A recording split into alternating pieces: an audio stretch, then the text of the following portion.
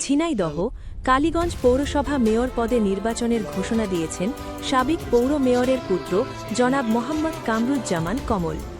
আধুনিক ও ডিজিটাল কালীগঞ্জ গড়ে তুলতে তিনি পৌরবাসীর দোয়া ও সহযোগিতা আবেগে আপ্লুত, কারণ এই ক্যাম্পাসে আমাদের শৈশব কেটেছে। আমরা এই আমাদের ঈদ পুনর্মিলনী অনুষ্ঠানটা আলহামদুলিল্লাহ এই যে যারা আয়োজক আছে আমাদের বন্ধু লাভলু একটা সিগনেচার প্রোগ্রামে পরিণত হয়েছে, রাইট? ঠিক কিনা?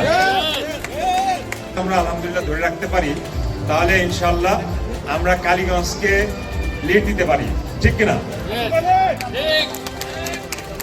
আমরা একটা বিষয় দেখি যে আমরা শুধু ব্যক্তিগত জীবনে আমরা কে কি প্রতিষ্ঠিত হয়েছি, ইট ডাজন্ট মেক সেন্স। আমরা সেরা আছি, সেরা থাকবো ইনশাআল্লাহ।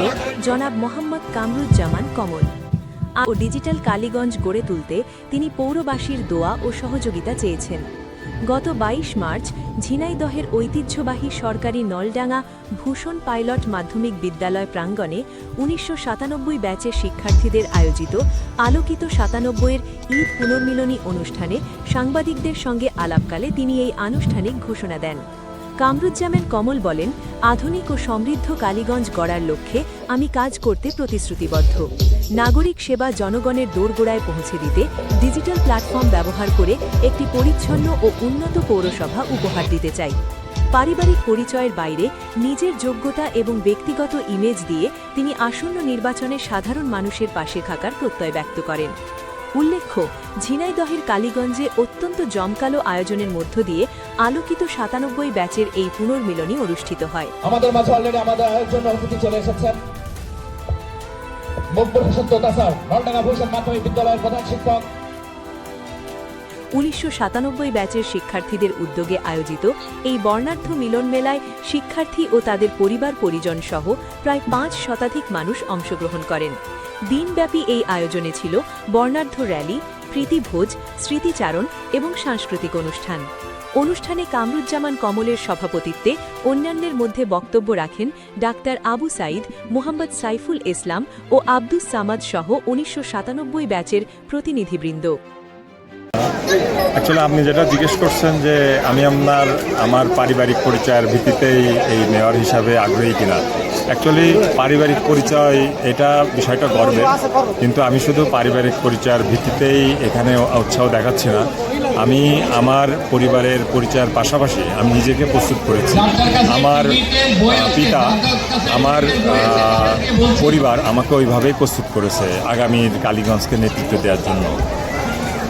৯৭ ব্যাচ আপনার রাজনৈতিক পরিচয়ের প্ল্যাটফর্ম হিসেবে বিবেচনা করছেন কেন? অ্যাকচুয়ালি খুব সুন্দর আপনি জিজ্ঞেস করেছেন। বিষয়টা সেরকম না, বিষয়টা হচ্ছে যে ভালো যে কোনো কিছু আপনজনের কাছ থেকেই শুরু করতে হয়। তো আলোকিত ৯৭ এই প্ল্যাটফর্মটা একান্তই আমাদের নিজেদের এবং আমাদের একটা বন্ধুদের প্ল্যাটফর্ম, এবং আমার সকল বন্ধুদের উৎসাহর ভিত্তিতেই কিন্তু আমার এই এগিয়ে আসা, এবং সকলের সঙ্গে একমত হয়ে সকলেই সম্মিলিতভাবে এটা তারা আজকে সিদ্ধান্ত নিয়েছে যে এরা ডিক্লেয়ার করেছে আজকে।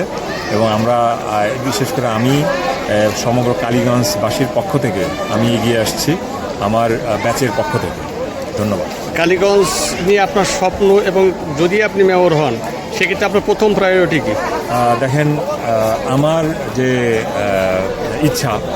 আমার ইচ্ছাটাই হচ্ছে আমি ধারণ করি, লালন করি, পালন করি সমগ্র কালীগঞ্জবাসীর ইচ্ছা।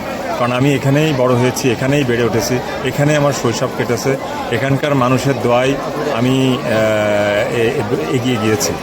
তো আমার যেটা প্রথম আমার যে আগ্রহ বা আমার কাজ করার যে ইচ্ছার জায়গাটা, সেটা হচ্ছে আমি একটা স্বচ্ছ, সুন্দর এবং ডিজিটাল কালীগঞ্জ গড়ে তুলতে চাই।